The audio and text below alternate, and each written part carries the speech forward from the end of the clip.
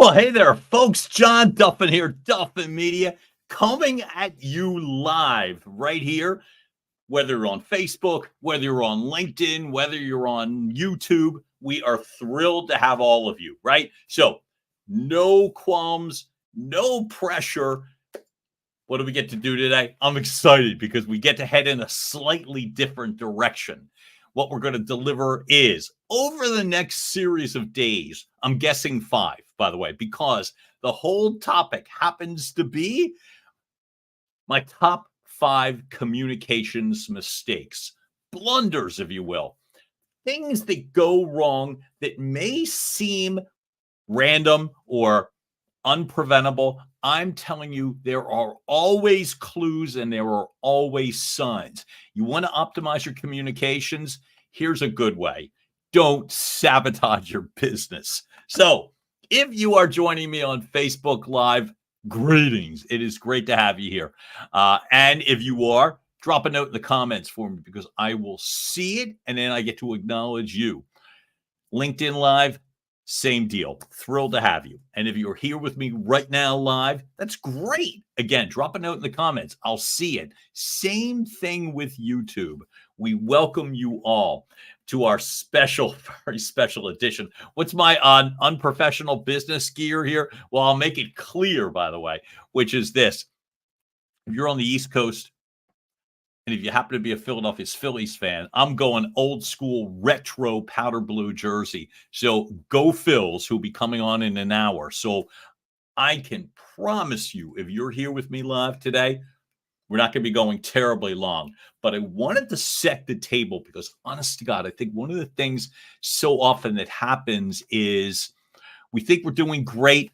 We think everything is rolling okay. I very often ask this very same question, and I'll ask the same question of all of you, which is, have you ever had a situation, a business situation, a conversation, a communication, something that mattered? It could be personal too, but have you ever had a conversation where you felt like it was going well and you were done and you feel good and somebody asked you how it went? And you're thinking, you know what? I feel like great. I feel really good about this. And in the meantime, from the other person, whether it's your boss, your colleagues, the boardroom, your clients, right? You find out the feedback isn't so good. Or even worse, you get no feedback at all. You're just summarily ignored or dismissed. So, and you don't have any idea, you have no idea why. You think you're great. You think the situation is great. Here's the deal. Often you're making mistakes and you're unaware, and these mistakes can absolutely sabotage where you are. So here's my intention today, to drop you a couple of signs or clues. These tips, these hacks will pull you out of these blunders. In essence, help you dust off after a mistake. Or even better, prevent the mistake from happening the next time. But at the very least, if you feel like you had an uncomfortable conversation today, or a conversation that should have gone better and it didn't, or that vague, don't know, they're not returning my call, I'm here to help you. That's our whole deal, right? So let me get to it. No need to make you wait. I'd rather not. So here's what I'd prefer to do. So I'm thrilled to have all of you. And here's our situation. Our situation today is this. By the way, I'm noticing a typo. My God, I hate when I do that. And I'm a weirdo because I call it out, right?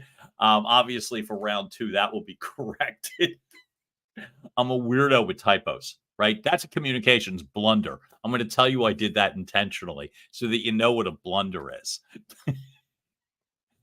That's my story, and I'm sticking to it. But in the meantime, you happen to be in a conversation with your client. Let's use that, for example. It's a sales meeting, a sales presentation, whether you're in communications or broadcast advertising like me, or real estate like me. You're in this conversation, and it's clear that they have other things on their mind when you're speaking with them. It could be over the phone, but let's act in this example as if you see them, whether it's virtual or whether it's in person. and you've got this really weird vibe. Well, for instance, they may be checking their phone, they may be looking exasperated. The body language may look weird. Maybe they're looking away and all that sort of thing. And you, in turn, get uncomfortable as a result. So you're feeding off of this bad energy, and it's clear, right? Something's not right. Or maybe they're just too busy. And I'm going to ask you, for anybody here live, I'll give you guys first priority, which is anyone who's cool enough to join me live. The question is, what's one thing you can do to make a situation worse? Not better, worse. What's one thing when somebody is looking distracted or thrown or not giving you their undivided attention? What's the one thing that you can do to make things weirder or worse? Shout it out. Drop a note in the comments. What can you do to make a bad situation worse? We'll say, as it regards to communications. There's your situation again, right? So what's one surefire way to make a situation even worse? Boom. I love that one. But I got a great suggestion, by the way. I love the suggestion here, which is point at one of their pictures and tell them you don't like it. I love that. Yeah, don't, right? What else? What would be another way to get their attention, but not in a way that you'd want? Well, sure. You could just keep continuing on. No, thank you for that suggestion. But no, continuing on as if you don't notice often is just as big of a problem. Powering through, muscling through, reading your slides a little bit faster. Don't.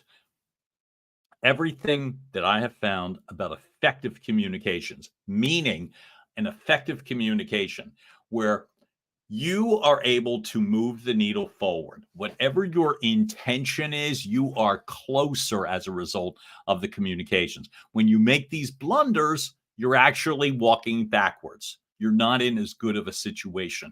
Here's another thing that you don't want to do. Model their body language and you get all squirrely too. So don't. You don't want to ignore the situation. You don't want to get wildly uncomfortable in the situation. You really don't have to. You don't have to snap them back to their attention. You do not have to snap them back to the situation, because sometimes what you might do is just make them more agitated, which is not what you want to do. Think about it. Think about it, folks. How many meetings are you in where it is going in almost an autopilot situation? And you realize it's not going great, but you're not going to break. You're not going to break, right? Well, there's a difference between not breaking and engaging and improving, okay? You can make bad situations worse. Each of the top 5 mistakes, blunders that we go over the next 5 days, each of them can make a bad situation worse. Obviously, if you're in the revenue generation game, in the communications game, if you are selling something, if you are seeking a promotion, trying to keep your job, keep your seat in the boardroom, the last thing you want to do is turn the situation backwards or sideways. So what could you do? Right? Here's the clue. A lack of clarity will absolutely throw things off. Let me give you an example. When you start to see somebody uncomfortable, and it doesn't have to be overt, right? I've had that happen over close to 30 years. I can guarantee you, I had somebody stop me dead in my tracks during a presentation and literally intentionally make me feel uncomfortable. No, so that was close to 30 years ago. I handled that terribly. I got completely creepy uncomfortable. And so I now know, based upon a lot of trial, error, and experience and teaching others that I now know nobody likes confusion or a lack of clarity. So the key to get somebody good and tense is make a busy person feel overwhelmed by you heading in all sorts of weird directions or not knowing where you're going. Because what you do when you start to have somebody check their phone and get a little weird or look at their notes or show the body language is they're realizing they have so many better things or more important things they could be doing than listening to this, and I apologize, or listening to you. And they're all starting to come to light and they're all starting to go top of mind to them. So that lack of clarity is a complete sign. It's a lack of clarity. They don't get where you're coming from. They just don't want to do your homework, which is make it clear and to the point. So I'm going to make one suggestion, which is your tip of the day, right? One suggestion. I call it, it's one of my personal favorites. And it's this or that. So you want to make a busy person feel a little bit better. You want to take it down a notch, so to speak, to make that situation a little more clear. Busy people like help in making choices. Now, I'm going to explain something. Whether it's your client, your boss, your colleagues, the boardroom, it's not making their decision for them. It's making the choices easier so that they can be less distracted. Folks, think about it this way.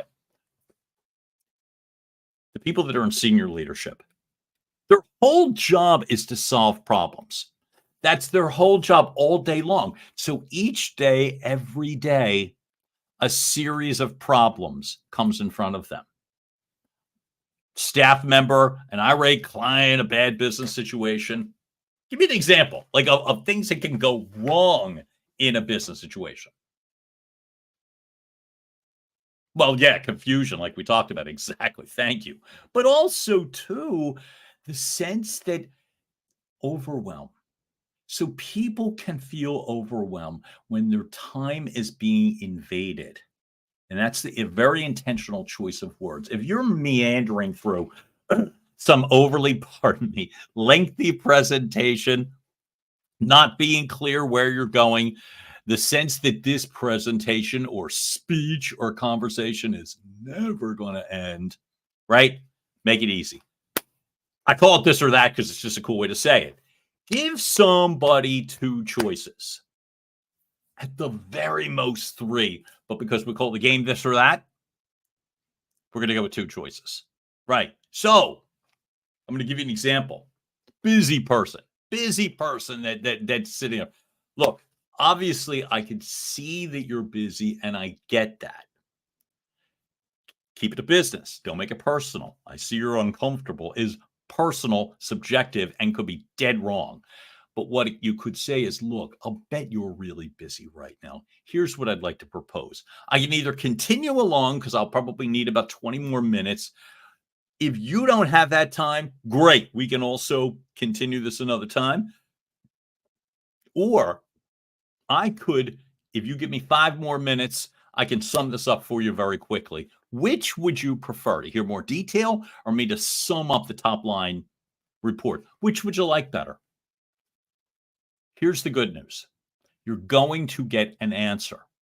You may not love the answer, but you're going to get an answer. By the way, all of when I talk about communications, is effective communications has to do with engagement. You want the other person speaking to you, not at you, not around you, not wishing you were gone. So the this or that is typically two. Let's make it a personal situation. So today at 5:08 p.m. Eastern time, the Philadelphia Phillies are playing the New York Mets. Do you prefer the Phillies? Sorry. Hey there, Don. Do you prefer the Phillies or the Mets? This or that? So what if the person says, I'm not really a baseball fan? Great. No problem. What do you happen to like? Are you a sports fan? No problem if you're not. I know a lot of people who aren't.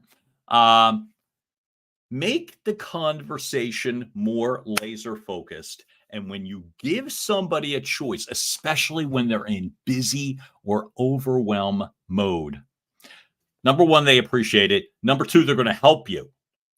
And by help, it means put you in a better direction.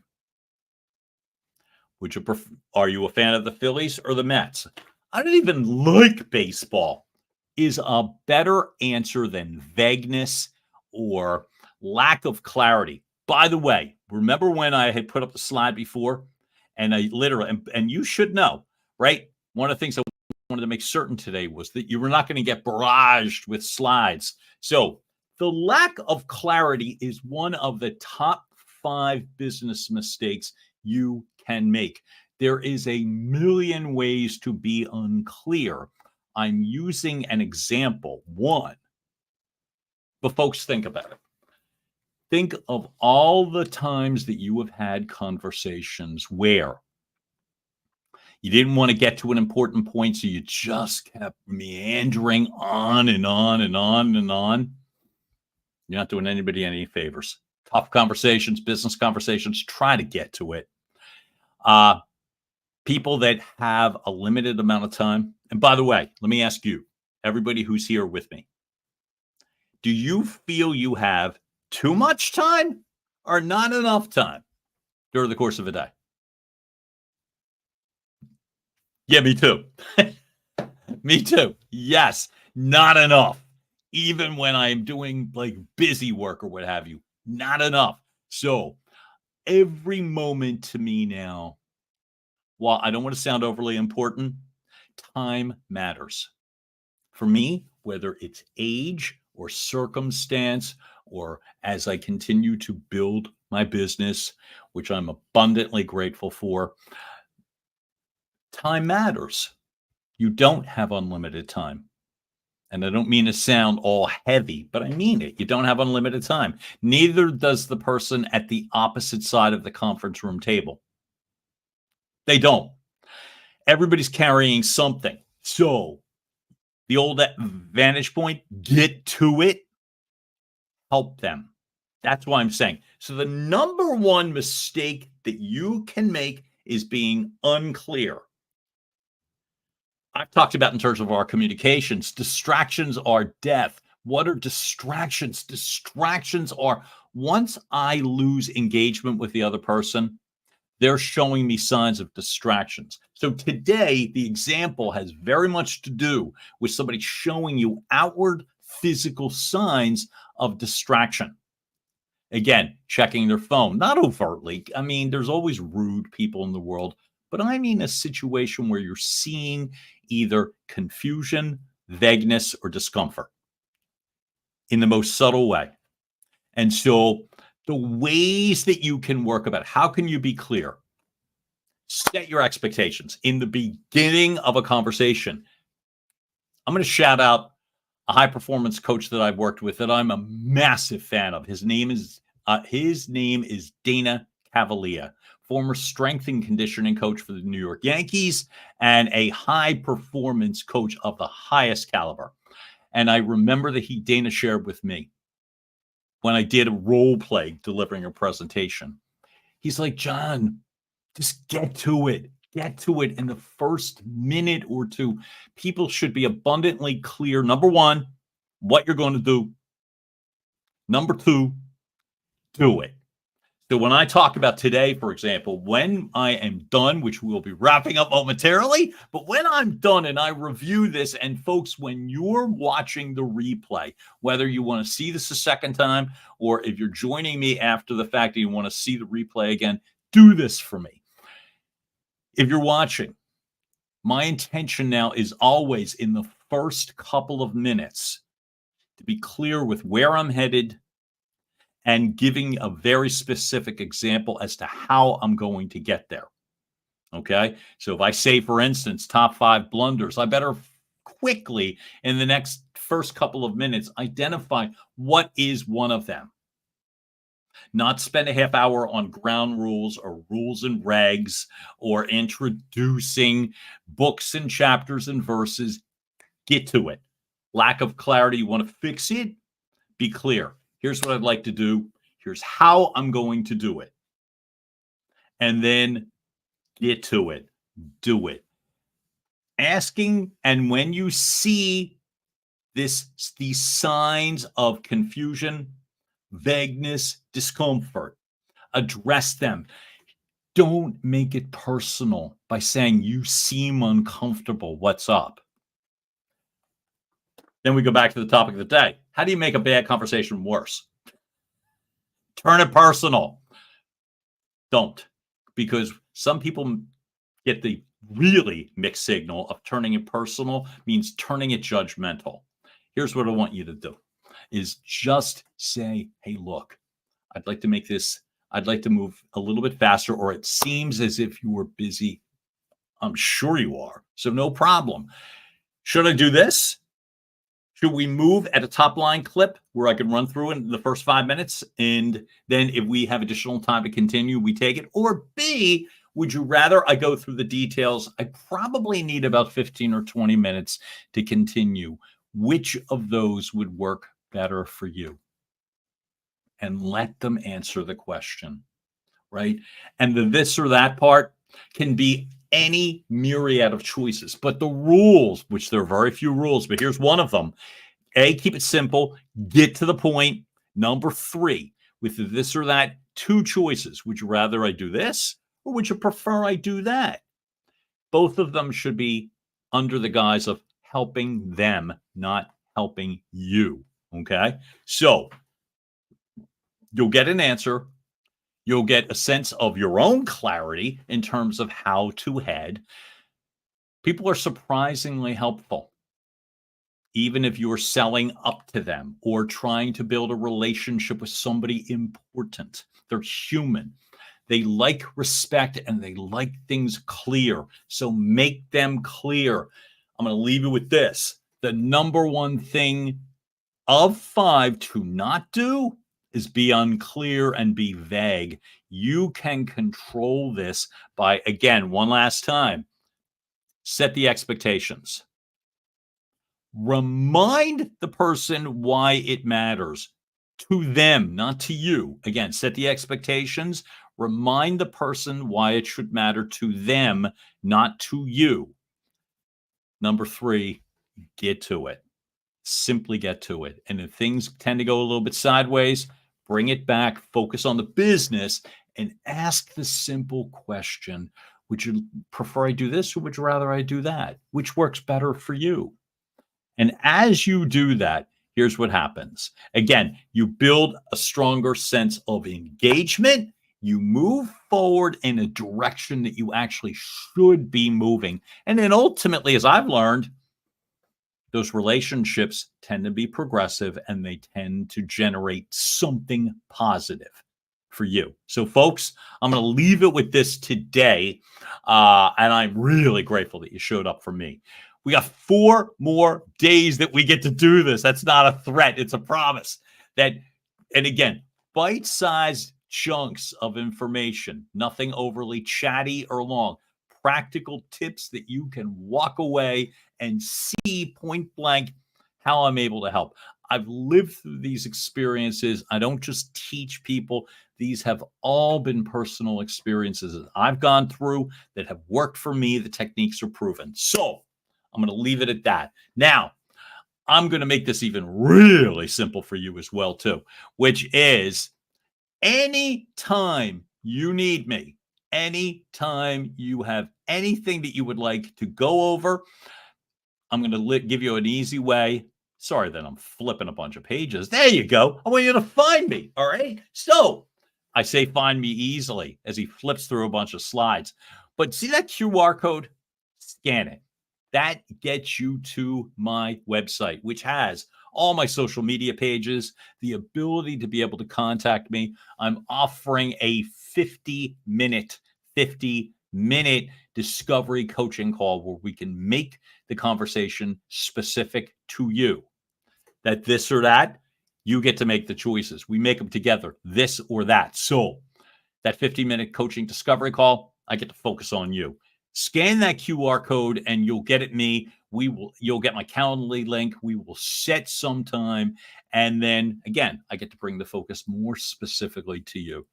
I'm really grateful that you showed up for me today. I will be back tomorrow. The time TBD. I will be sending out the invites as I did before on Facebook and LinkedIn and DMing and emailing and all that stuff. John Duffin here from Duffin Media. I am thrilled that you showed up for me today.